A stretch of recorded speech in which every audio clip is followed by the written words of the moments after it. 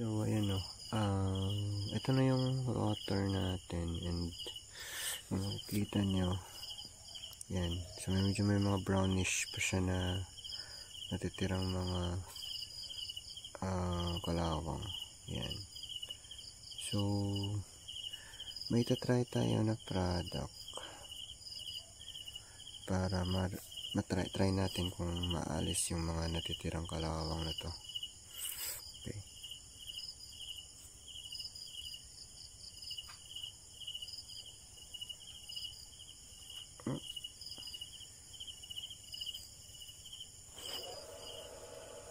So,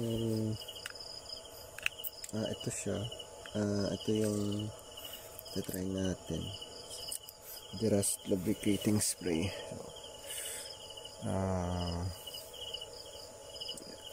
So, ito yung itsura niya, no? Ito yung pangalan niya.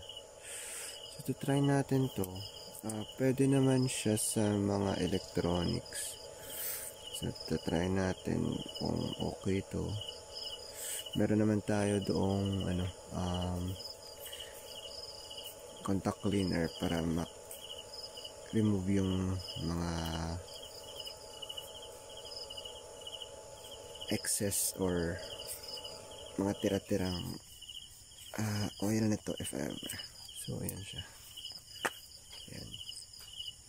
Ito yung kanyang takip. Then meron na siyang dalang dito. Ganito. So try natin to. So ang mangyayari is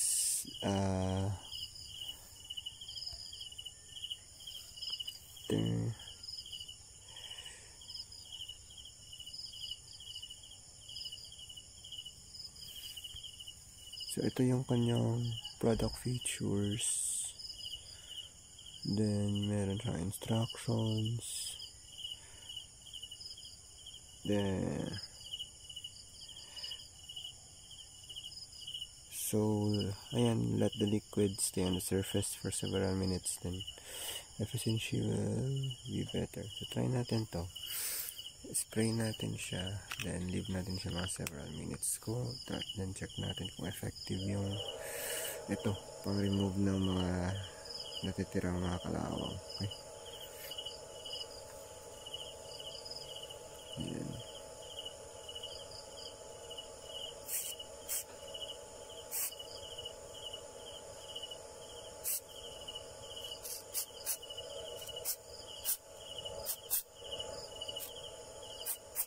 So ano siya na, para siyang contact cleaner din. Ayun. Mukhang natutunaw. May mga nakikita akong kalawang na natutunaw. Ang bango. Ang bango niya. Para siyang ube. I mean parang ano ang tawag yun? Nakalimutan ko na yung pangalan. Pero parang ang bango. Parang something like may pagka-ube na flavor. Yung bango niya. Pero hindi ko sure kung baka toxic to. So, pero mabango siya. Wag na lang sigurong talaga inhale. Baka hindi natin alam kung ano to.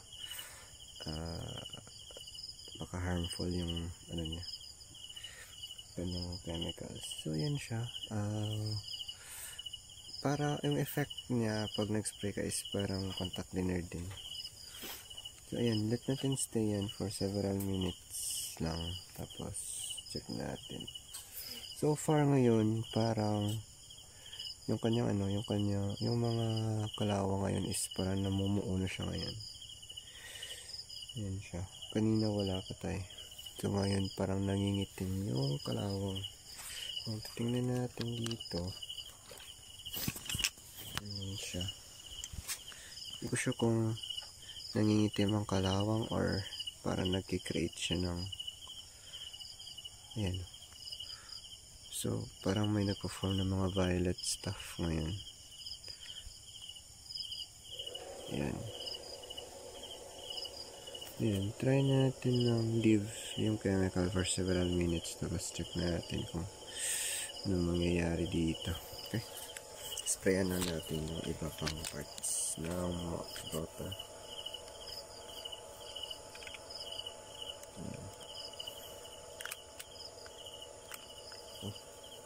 Dito tayo nag-start.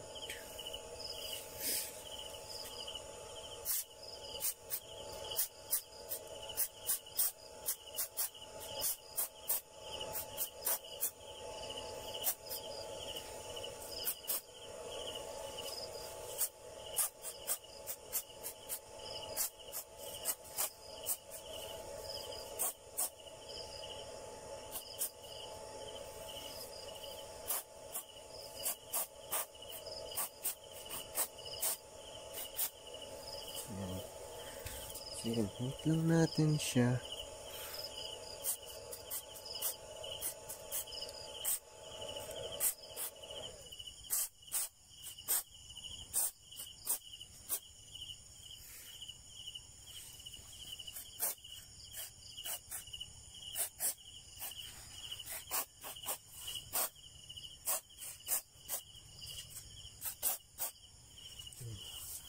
So the rusting. Ang bango talaga. So ito na. Ayan, wait lang natin to.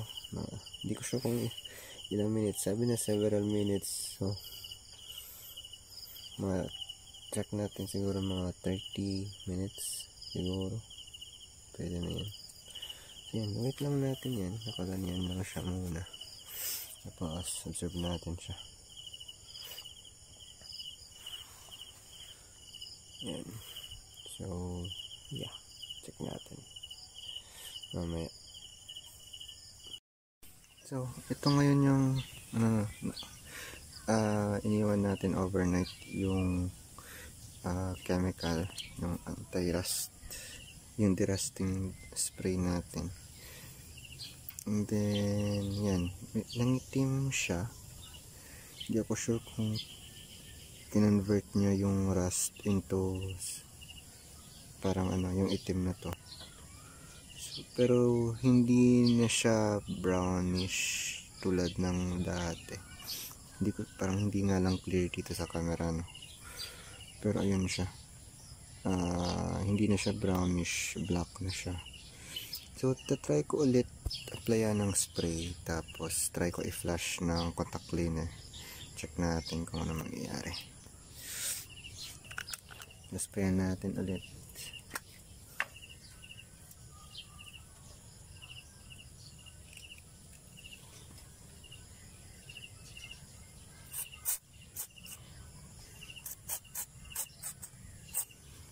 Yan, so nung nag-spray ako, parang yung tubig, ayan, parang naalis yung mga kalawang dito, no?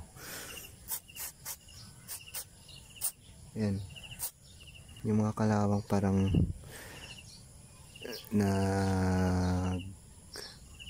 parang naalis siya.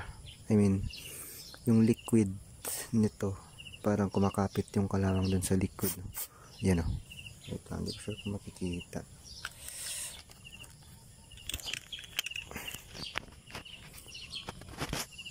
Yan siya ngayon. Yan. Yan, o. Yo, very nice.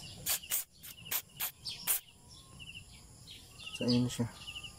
Ako naalis yung kalawang. Parang mas nag-loosen up yung kalawang, no? Kasi naalis na siya ngayon.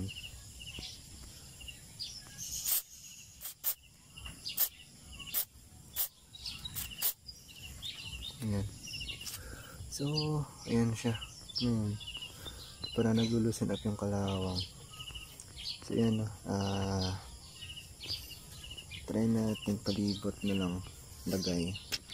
Check natin. Sabitin ulit ano mangyayari. Ayan.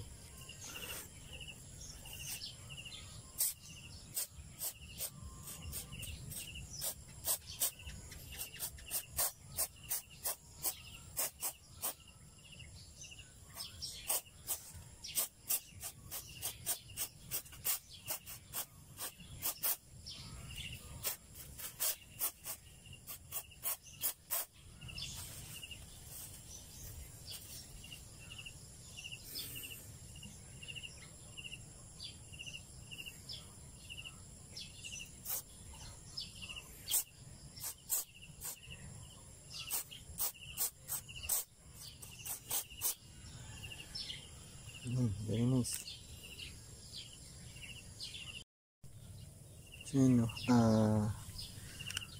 Mga 10 minutes na yung lumipas. So, gagamitin natin siya ng contact cleaner. Pang ano lang, pang flush no mga excess na stuff nung ginamit natin kanina na derusting spray. Yan.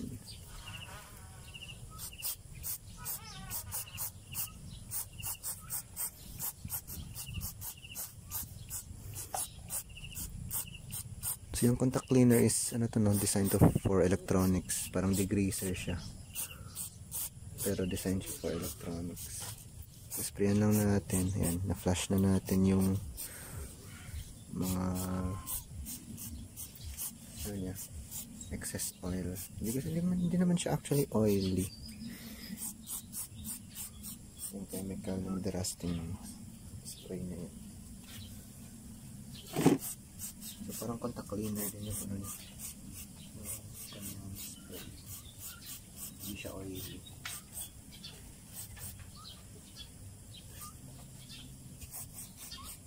So ginagamit ang contact cleaner na panglinis ng mga electronics. Yan. So fast drying naman si ano, fast drying naman to si contact cleaner. So para ma-flush lang yung mga excess stuff ng ano kanina ng lubricating spray. Yan.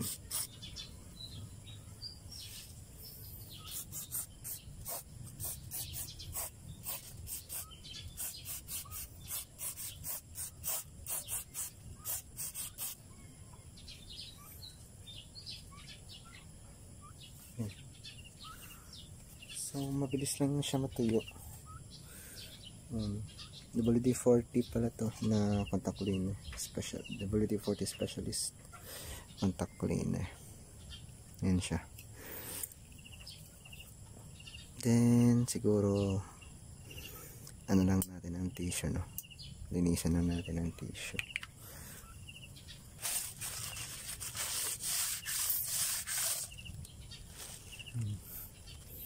Ang dumi niya.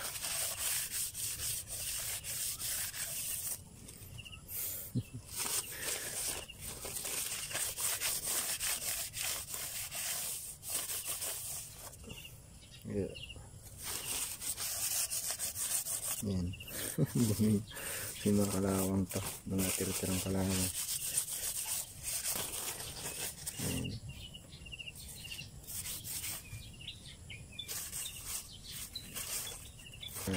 Nakikita nyo dito is parang yan, may mga itim-itim pa rin siya. Parang ayan, sa mga itim-itim yung parang kinonvert niya yung parang rust converter yung kanyang ginawa. Naging yung mga brownish na kalawang is naging itim siya. Wait lang, kasi gamitan ng flash. So yan siya, no.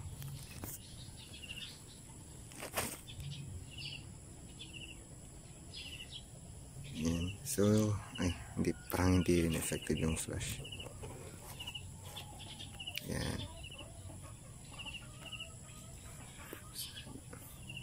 So, hindi ako sure kung effective siya o hindi. Pero yan, naging itim yung mga kalawang. So parang feeling ko parang rust converter yung ginawa niya. Yan. So anyways, so after natin ma-applyan nito is gagamitan na natin siya ng rust inhibitor. So yung rust inhibitor is para hindi na siya kalawangin palalo. Yan. Tapos gagamit tayo na to. Ito na yung rust inhibitor natin. So para siya sa rust corrosion protection, Bowie Shield T9. So Boeing company yung gumawa nito. Yan. So rust and corrosion protection siya. So, apply natin siya ngayon dito. So, directions for use: spray on and allow to dry. Drying time can vary based on conditions. Wait lang, kunin ko muna yung plastic. Yan siya, no? Ito yung directions for use niya. Yan, may story pa siya. Developed by Bain Company to fill their need for superior lubricant and protectant. Yan. So, loosens rusty parts, safe on most paints, plastics, and vinyls. So, pwede siya gamitin sa electrical. Yan. So, yun yung mga pwedeng applyan nito. In directions for use: spray on and allow to dry. Drying time can vary based on conditions. For lighter film, in faster drying, wipe off excess coating. To remove coating, respray and wipe off or use a degreaser or degreasing cleaner. Yan siya. So yan, try natin to pang anti-rust or rust inhibitor para hindi na siya kalawangin, or protection para sa kalawang. Yan, try natin.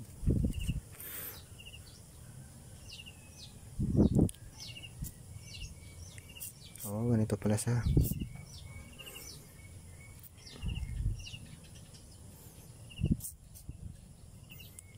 medyo mahirap i-press yung kanyang, mahirapan ako magpindot ng kanyang ano, spray niya.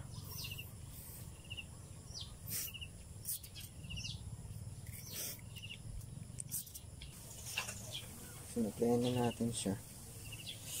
Ito, I think lagyan din natin siguro yung magnet yung ganito. Yan. Teka, kunin ko lang yung magnet ng motor. Ito ngayon yung ating magnet. So, applyan din natin yung ito para hindi rin siya kalawang. Although nilagyan ko na ito ng WD-40, so mukhang hindi naman siya pinalawang pa ngayon. Pero applyan ko na lang din ito, additional protection.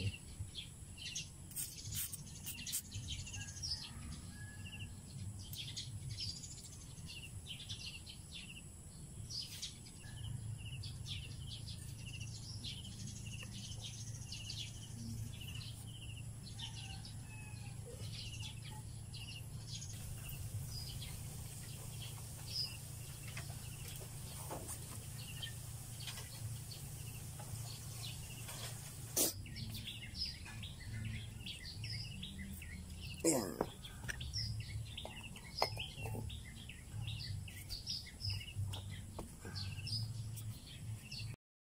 Okay, so dito tayo ngayon, ano, so nag-completely dried off na, or natuyo na yung nilagay natin na rust inhibitor. Yung ginamit natin na pangalis ng kalawang na spray is hindi talaga na nakuha completely, no, yung mga kalawang. Pero okay lang yung so far at least nabawasan natin yung kalawang dito. Mostly mga siguro 90% ng kalawang yung nakuha natin sa buong state, no? So may mga natira pa, so yung mga kalawang, so mga ano na yan, mga nakain na yung stator.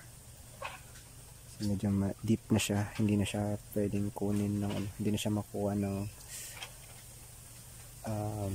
sandpaper. So yung spray na ginamit natin hindi nga rin nakuha, no? So goods lang siguro muna for the meantime. So ganun na lang muna siya.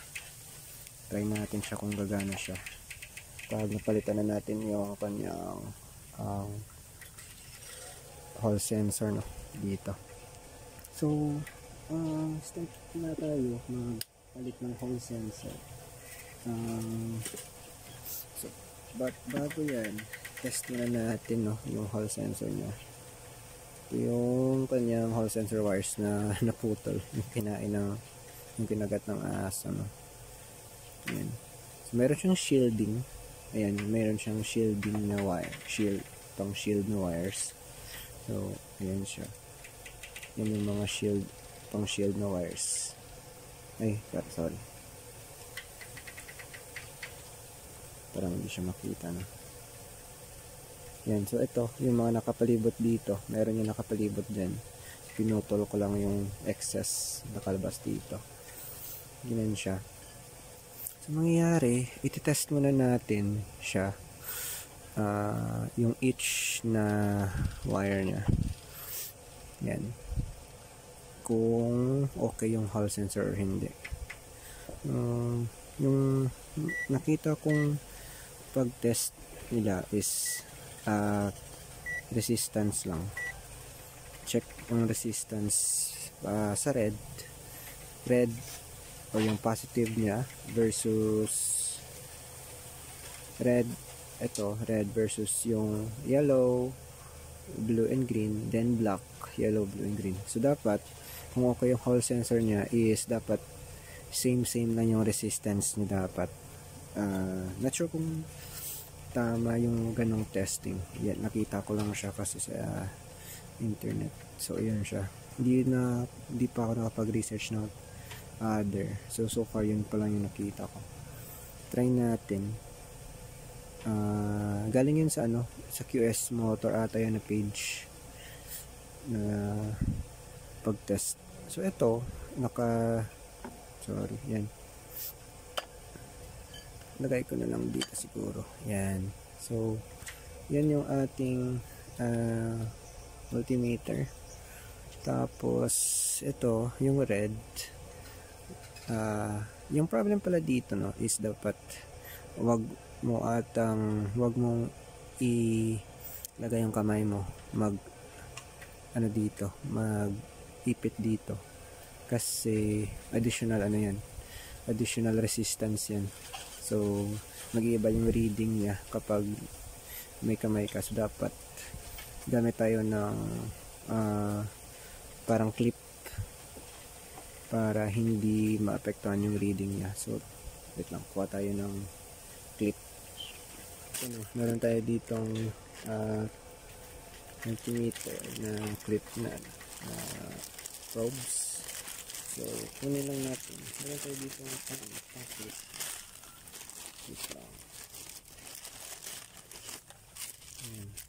So ito siya, tapos nilalagay lang siya dito sa loob. Meron siyang parang metal sa loob na pwedeng pasukan ng kanyang needle. So pasok mo lang dito yung pasok mo lang dyan yung needle ng probe mo. Yan. So, yan siya. Hindi ko siya makikita. Yan. So pasok mo lang dyan. Tapos dapat is connected na yan. Same din dito sa block. Pasok mo lang dyan yung needle ng probe mo. Yan. So meron na tayo yan. Meron na tayong clip. Ay. Yan siya. Oh. Naalis para. Wait. Dapat hindi siya naman na sobrahan siya ata. Yan siya. Pasok ko lang yung probe. Yan. Tapos yan. Okay. Tapos palitan lang natin yung probe natin. So ito, meron tayong probe. Isin lang natin to. Yan. Tapos gamitin natin to. Yan. Yan siya. So ito red to black. Yan. Then set natin siya sa resistance meter. Yan. So naka-resistance na siya. Then kakagat lang natin yung red wire sa red na probe. Yan siya. Tapos so yan siya. red. Yan, red na probe. So yan siya, no. So ito, red. Nakakagat na sa red wire. Tapos try natin siya sa yellow wire. Yan. Wait, bakit parang walang resistance? Wala, hindi nagbabago yung meter reading natin.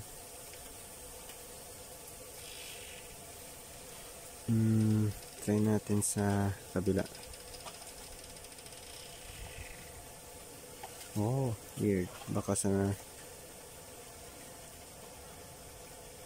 Okay, wait lang. Check natin. Bakit hindi siya nagbabago? Ayan.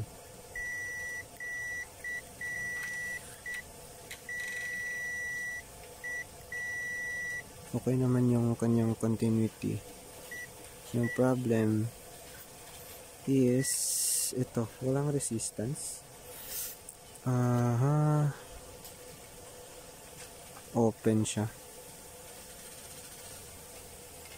Yan. So hindi siya yan. So may resistance siya sa positive and negative. Try natin yung isa. So yung black naman. So sa red wala siyang resistance, no? Pero sa black wala rin. Last testing ko kasi meron siyang resistance. Pero ngayon wala na talaga. Open na talaga siya. Weird. So ayan, no. Not sure ba kung anong nangyari. Pero last time kasi yung expected kasi dapat dito is dapat pareho lang yung values ng resistance niya. Pero ngayon wala na talaga siyang resistance. Weird nito. Ngayon wala na talaga. So yan, anyways, ayun, wala siyang reading sa pag-test ng Hall sensor. So try na lang natin palitan. Kunin na lang natin ngayon yung mga Hall sensor na to. Then test natin ulit.